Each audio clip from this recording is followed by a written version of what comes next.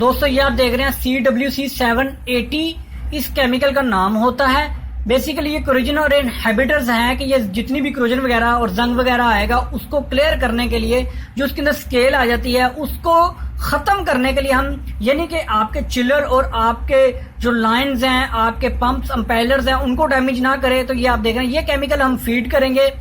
अब इसको फीड करने के लिए जो केमिकल फीडिंग टैंक होता है जो आपकी चिल्ड वाटर की लाइंस के साथ कनेक्टेड होता है, उसके ऊपर मेन 4 वाल लगे होते हैं। भाई वो किस तरीके से आपने ऑपरेट करना है ये आप देख रहे हैं। सबसे पहले आपने क्या करना है, आपने 3 जो इसके मेन वाल हैं उनको करना है बंद, यानी कि इसके ड्रेन वाल को भी बंद कर देना है और जो चिल्ड वाटर की सप्लाई और रिटर्न की लाइन यानी कि सक्शन और डिस्चार्ज है उनके वाल भी बंद कर देने हैं। ये आप देख रहे हैं ये आपकी सक्शन है पंप की और ये डिस्चार्ज का वाल लगा हुआ है, ये भी बंद है। ड्रेन वाल हमने टैंक को खाली करके इसको भी बंद कर दिया, यानी कि ये दोनों वाल सक्शन और डिस्चार्ज के बंद करके आपने टैंक को खाली करना है। टैंक ड्रेन वाल खोलने से खाली होगा, जब वो खाली हो जाएगा फिर आपने इसके अंदर इस तरीके से चिल्ड वाटर केमिकल को फीड कर देना है। तो ये आप देख रहे हैं इनके ऊपर हम इंसुलेशन अभी करेंगे क्योंकि ये हमारा नया प्रोजेक्ट था, तो अभी हम इसमें फर्स्ट टाइम केमिकल फीड कर रहे हैं। तो इसके ऊपर मॉइस्चर वगैरह भी आ जाएगा जब हम इसको केमिकल को इसको सर्कुलेट करेंगे। ये आप देख रहे हैं जब हमारा ये वाल खुलेगा ये सक्शन पंप की सक्शन में जाएगा ये लाइन, और ये जो लाइन आ रही है पंप की डिस्चार्ज से आ रही है। तो जब हम इसमें केमिकल फिल कर देंगे तो जहां से हम केमिकल को फिल कर रहे हैं वो वाल बंद कर देंगे, तो ये सारा केमिकल आपकी मेन चिल्ड वाटर की लाइन के अंदर चला जाएगा, यानी कि पंप के अंदर चला जाएगा। ये आप देख रहे हैं ये जो केमिकल हम फीड कर रहे हैं, तो इसको ये CWC780 इसका नंबर होता है। ये आप देख रहे हैं इसके अंदर हमने जो टैंक का ये तकरीबन हमारा इसके अंदर 60 लीटर की कैपेसिटी का ये टैंक है। 60 लीटर इसके अंदर आ जाएगा टैंक के अंदर। तो जब हम इस टैंक को फिल कर लेंगे तो जहां से हम फिल कर रहे हैं ये भी मैं आपको दिखा दूं। ये आप देख रहे हैं ये पंप की सक्शन साइड पे ये वाल लगा हुआ है जहां से आपका केमिकल आपकी मेन चिल्ड वाटर की लाइन के अंदर चला जाएगा।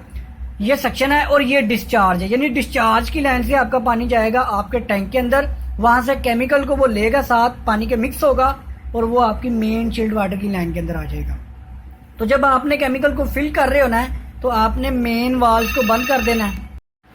इसके ऊपर कोई साइड ग्लास वगैरह नहीं है, तो इस मकसद के लिए अगर आपने इसका लेवल चेक करना है कि भाई इसके अंदर कितना है तो आप इस तरीके से पाइप को डिप करके या किसी हार्ड रॉड को आप डिप करके इसका लेवल चेक कर सकते हैं। जब आपका इसके अंदर टैंक का लेवल फुल हो जाए, ये आप देख रहे हैं एक दफा हम इसके अंदर पानी को सर्कुलेट कर चुके हैं जिसकी वजह से इसके ऊपर मॉइस्चर वगैरह आ गया, इसको हम पूरा इंसुलेट करेंगे।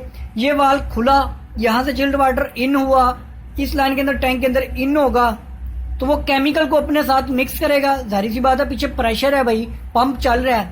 चिल्ड वाटर को आपने जब भी फिल करना है तो आपने रनिंग हालत में करना है।